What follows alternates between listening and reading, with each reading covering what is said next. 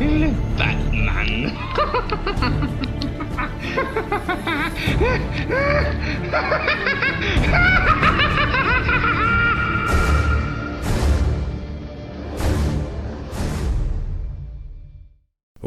Pour reprendre là où on en était resté avec Martin Scorsese, c'est au tour maintenant de l'un de ses tout premiers longs métrages, Mean Streets, avec cette fois-ci Harvey Keitel et Robert De Niro dans leur premier grand rôle. Notamment l'entrée du personnage de De Niro dans le bar pour aller rejoindre Keitel est carrément une inspiration, notamment au niveau de la couleur, pour la première entrée en scène d'Arthur Fleck au Pogos, le rouge étant quasiment présent dans les deux scènes, tout comme, j'ai envie de dire, dans Taxi Driver. Alright, okay, thanks a lot, Lord, thanks a lot for opening my eyes. We talk about penance and you send us through the door. Well, we play by your rules, don't we? Après, et on va rester avec De Niro, l'une des scènes marquantes du film Raging Bull, et plus précisément la scène de dispute. Et il n'y en a pas qu'une seule, entre Jack LaMotta et sa femme Vicky, notamment lorsque cette dernière s'enferme dans la salle de bain, refusant de donner une réponse à Jack qui veut savoir si elle a couché ou non avec son frère, incarné par Joe Pesci. Cette scène ayant influencé, selon moi, celle où Arthur, après avoir lu la dernière lettre que souhaitait adresser sa mère Penny à Thomas Wayne, incite cette dernière à lui répondre sur son véritable père et ses origines, Penny s'enfermant alors dans la salle de bain. Sauf que bon, à la fin, De Niro, il défend sa porte. Why so serious? Why so serious? Et enfin, le dernier film de Scorsese que nous allons mentionner dans cette vidéo n'est d'autre que La Valse des Pantins, King of Comedy, toujours avec Robert De Niro dans le rôle principal. Mais faute de temps, il nous a été impossible de le voir. Et je vous renvoie une fois de plus vers la vidéo de Captain Popcorn qui en parle beaucoup mieux que nous. Et pour pallier à ce petit manque, Valentin va nous proposer une analyse de la trilogie The Dark Knight de Christopher Nolan, qui, je le rappelle, a une approche lui aussi très scorsésienne de la violence. Hello. Ouais, je tape l'incruste. Alors honnêtement, même si j'adore ce film qu'est Joker et je le trouve extrêmement bon, il n'empêche que, à mon avis, il a quelques petits défauts, à commencer par Gotham, qui ressemble beaucoup trop à New York version Scorsese. Alors, ok, visuellement, en termes d'ambiance, c'est magnifique. Mais, un petit peu comme les Dark Knight de Nolan, sauf Batman Begins, bien évidemment, eh bien, je trouve que l'aspect réaliste dénature un petit peu trop avec l'idée que je me fais de Gotham, qui doit être une ville gothique, fantastique, fantasmagorique même. En revanche, là où le film se distingue, c'est par ce côté au bord de la crise que la ville retransmet tout du long, que ce soit par les éclairages glauques, le métro archi dégueulasse, les manifestations, la pauvreté de partout, etc., etc. Et du coup, on revient un peu à ce que Nolan faisait dans Batman Begins, avec un métro pour les réunir tous, entre les bas quartiers et la richesse, entre le monde du Joker et celui des Wayne. Et là où Begins montrait le point de vue de Bruce Wayne sur Gotham, ici on a l'inverse avec celui d'Arthur, et c'est pour ça qu'on reste dans cette ambiance absolument malfamée et crado, et surtout totalement pauvre, tout du long du film. Et vu que je parle de Begins, eh bien il y a deux éléments dans Joker qui m'ont fait penser à ce film, et c'est uniquement via le métro. Déjà, le plan aérien d'Arthur allant dans la ligne de train vers le centre de la ville rappelle la ligne de métro qui va jusqu'au centre de Gotham où se trouve la tour Wayne. Et ensuite, bien entendu, la fusillade des 3 employés de Wayne peut être mise en parallèle avec le moment où Rachel se fait agresser avant d'être sauvée par Batman. En fait, le métro, et dans les deux films, est synonyme de la décadence de la ville. Il relie les pauvres aux riches, et surtout, il rappelle la domination des Wayne sur l'ensemble de la ville. Et c'est ce qui rend le film Joker intéressant parce que, pour la première fois, on a l'opposé de Begins, parce que autant dans Begins c'est une vision idéalisée de la famille Wayne, autant dans Joker c'est totalement le contraire, puisque justement il domine la ville. Ensuite, la crise que traverse Gotham n'est clairement pas sans rappeler The Dark Knight, et dans une certaine mesure Rises. Dans Dark Knight, la criminalité est au plus haut, les figures politiques sont contestées, la pauvreté est élevée, et même le personnage pur qu'est Harvey Dent devient à son tour un criminel. Cette folie est au plus haut lors de la mort de l'inspecteur Gordon qui se sacrifie pour sauver le maire de Gotham, et durant laquelle le Joker, magnifiquement incarné par Heath Ledger, prend le contrôle certes de la pègre, mais surtout de la police et par la suite de la prison, et durant laquelle ni Dent ni Batman ne semblent pouvoir faire quoi que ce soit. Dans le troisième volet de Nolan, ce sont les riches qui sont rendus coupables par Bane. Les propriétés sont prises d'assaut, volées, puis pillées, notamment par Catwoman. Bruce, comme l'ensemble de la famille Wayne dans Batman Begins, y est vu comme ne pouvant vivre que dans le faste et le luxe et ne se rendant pas compte de la réalité des choses. Et encore une fois, Joker n'échappe pas à la règle. Ah, et anecdote pour briller en société, l'acteur incarnant Thomas Wayne jouait déjà un rôle de député dans Dark Knight Rises. En gros, Bruce est incapable de reconnaître son papounet, mais en même temps c'est un petit peu logique quand tu crapahutes pendant des années avec des ninjas dans les montagnes, et qu'ensuite tu fais du base jump déguisé en gothique. Et ben on a un petit peu oublié les bails de la vie du coup. Mais quittons un peu les films de Nolan pour s'intéresser aux 2 films de Tim Burton, respectivement Batman, sorti en 1989, et Batman le défi, en 1992. Et notez que, à ma grande tristesse, on va mettre de côté les 2 autres étrons qui ont suivi. Déjà, je voulais m'arrêter sur un détail commun au premier Batman et à Joker. Dans Batman, on nous montre que le prince du crime était responsable de la mort de Thomas et Martha Wayne au détour d'une ruelle. Or, dans Joker, même si ce n'est pas lui qui les tue directement, c'est à cause de la révolte et du chaos qu'il a semé et par l'intermédiaire d'un sbire grimé d'un masque de clown.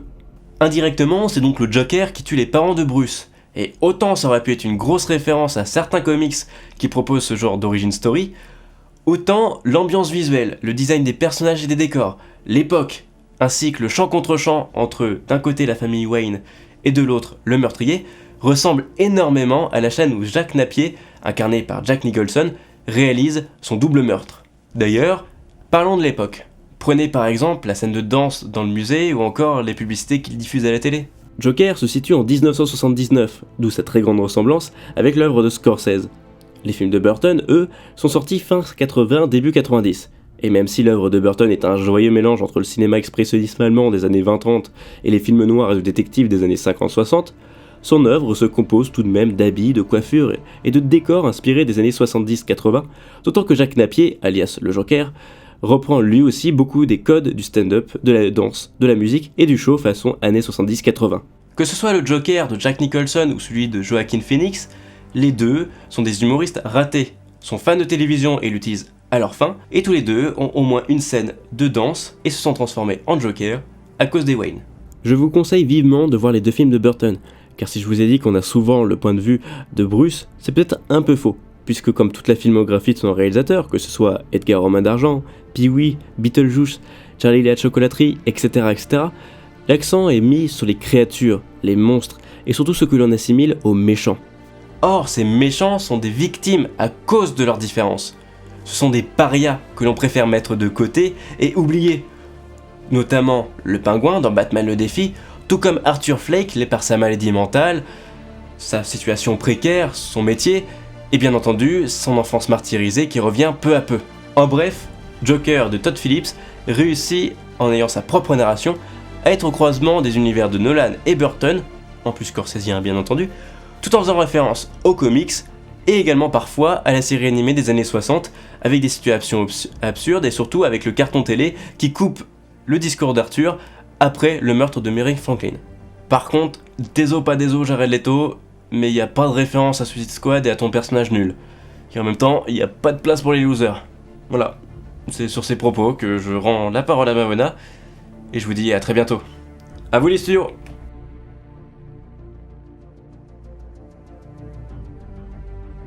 Et après Martin Scorsese, je voudrais discuter avec vous de 2 autres films, French Connection de William Friedkin et Drive de Nicolas Winding Refn.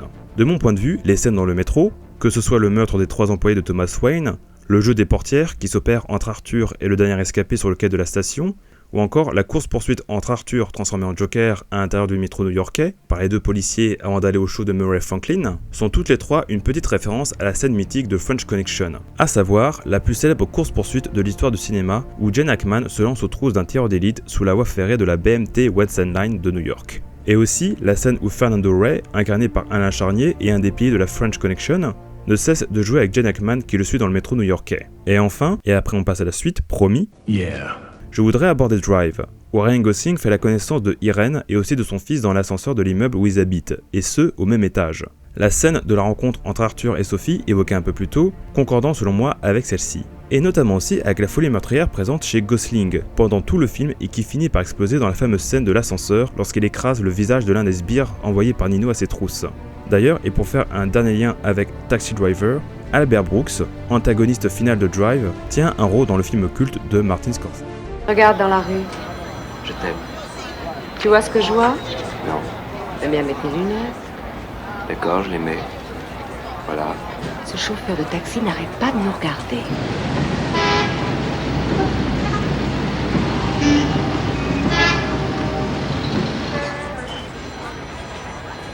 Quel taxi? Quel chauffeur? Ce type qui est arrêté là, devant. Il est là depuis quand? Je n'en sais rien, mais j'ai l'impression que ça fait longtemps. Il t'embête tant que ça? Non. Toi, tu veux dire oui et tu fais de l'ironie. Oh, tu es un fité, un petit fité. Ma foi, je fais mon possible pour l'être. Tu sais ce que je vais faire? Je vais jouer le mal de ce psychodrame. Je vais Bonne aller le chance. trouver et lui dire dégage. Et je n'aurai pas besoin de tes bons voeux. Merci. Oh que si.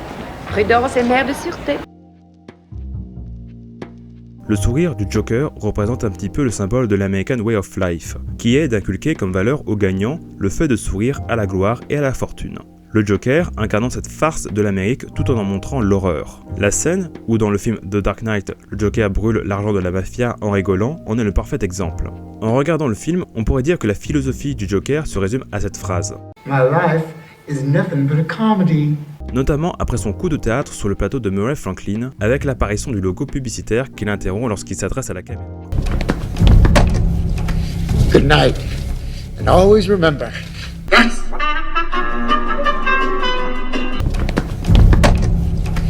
Good night. And always remember. Voilà, c'est fini. Une mise en abîme se créant tout au long du film, et notamment lors du climax final entre le public présent sur le show de Murray Franklin et les spectateurs dans la salle de cinéma, riant ou non selon les différents éléments de la scène. D'ailleurs, c'est intéressant, mais on pourrait dire qu'il y a une sorte d'ironie dramatique vis-à-vis du public présent pendant le show final, de l'apparition d'Arthur sur le plateau jusqu'au climax, dans le sens où le plus grand criminel de Gotham City et le pire ennemi de Batman vient d'apparaître sous leurs yeux, et ce grâce une nouvelle fois à la musique. Avec seulement de la cinématographie en étant silencieux, c'est-à-dire sans avoir de musique tout le long, c'est un peu sec. Et la musique est là pour renseigner tout d'abord le téléspectateur, évidemment, donc de l'informer de sa vie intérieure, parce que, en fait, nous, le téléspectateur, on le sait même presque avant le Joker lui-même, qu'il a toutes ces espèces de pulsions et de darkness. C'est un peu une ironie, dramatique de notre point de vue, puisque nous on sait qu'il va devenir Joker, mais lui ne le sait pas. Ouais, c'est ça, et la musique est justement là pour ça, de révéler ce qu'on ne peut pas révéler avec des mots en fait, et même avec de la cinématographie, avec des éléments de narration. Alors évidemment, il y a cette d'ailleurs référence, je suis sûr que tu vas en parler, cette référence à Taxi Driver. Ouais, je vais en parler. Mais néanmoins, même si c'est quand même dans l'ensemble au début du film, mais ça reste quelque chose d'assez... on va dire, c'est des prémices, on va dire, de sa folie, mais il ne le manifeste pas encore. Moi, je suis désolé, je vois des personnes dans la rue qui sont beaucoup plus dérangées que faire un petit signe. Ok, c'est vrai, bon, remarque, si je vois quelqu'un dans la rue qui me fait ça, ça serait peut-être inquiétant, mais ce que je veux dire, c'est que ça reste encore aux prémices, il l'a pas vraiment manifesté, c'est en lui, mais ça reste quelqu'un d'un peu instable, d'un peu bizarre, mais pas forcément un criminel. Pas forcément quelqu'un qui va... complètement faire sauter le système, assassiner un présentateur en direct. Ah ouais, désolé. Non mais t'inquiète, de toute façon, dans cette vidéo, on spoil tout en fait. Damn! Le personnage de Murray Franklin et son émission, en référence à la vase des pantins, crée ainsi l'effet comique et drôle du film, ainsi que les deux scènes au club Pogo's, d'où la dimension cinématographique de ce film. Rirons-nous, comme les spectateurs lors du show final, montrant ainsi le côté comique et drôle de la vie, créant une certaine relation avec le personnage principal. L'expression « non mais c'est une blague », au premier abord totalement anodine, renvoie pourtant à la caractéristique de ce personnage emblématique de la pop culture, pour lequel on éprouve de tout, de la pitié, du dégoût, de la compassion, de l'empathie, de la haine, une figure qu'on a reprise pour en faire un film d'auteur, bourré de références et qui garde un côté très populaire. La preuve en est, dans les cinémas UGC et MK2 où je suis allé voir le film, des annonces orales exceptionnelles étaient diffusées comme quoi toutes les séances de Joker étaient à chaque fois complètes.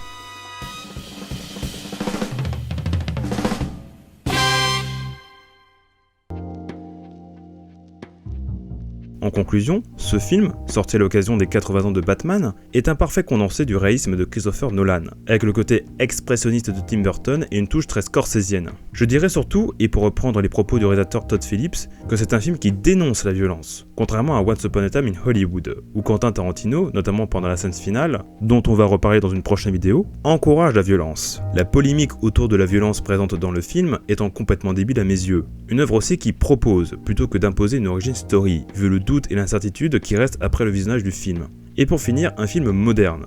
Arthur, par exemple, se recherchant un père de substitution à travers la télévision, montrant notre addiction pour ce média ainsi que les futures plateformes à venir, surtout en la regardant avec sa mère. Ou encore Arthur, lors du show final, parlant de sa vidéo comme une vidéo YouTube. D'ailleurs, le masque du Joker est devenu un symbole de lutte contre le système, les manifestants au Liban reprenant le maquillage avec les couleurs du drapeau de leur nation, le maquillage du Joker faisant aussi référence aux Anonymous. Et si ça vous intéresse, il y a aussi Le Monde qui a consacré une vidéo à ce personnage cultissime. Voilà, c'est terminé. En tout cas, on espère que ces 2 vidéos vous ont plu et qu'elles n'ont pas été trop longues. On voulait analyser ce film en profondeur, notamment à l'occasion aussi de la sortie du dernier film de Scorsese, The Irishman, sur Netflix le 27 novembre. Et je remercie par avance Valentin, Lucille pour les 2 miniatures, Julien pour le mixage, et aussi Tom Olivier Boeuf d'avoir participé à ces 2 vidéos. D'ailleurs, si vous ne le saviez pas, Tom est derrière la nouvelle musique des critiques analyses, et aussi celle composée pour le court-métrage que j'ai réalisé dans le cadre du Nikon Film Festival. Je vous mets le lien de ses compositions dans la description. Allez y jeter un œil, c'est franchement cool. Quant à nous, on se retrouve très prochainement pour une nouvelle vidéo. On va aller regarder The Irishman, voir ce que ça vaut, et aussi, n'hésitez pas à nous dire votre propre avis sur ce film. Good night.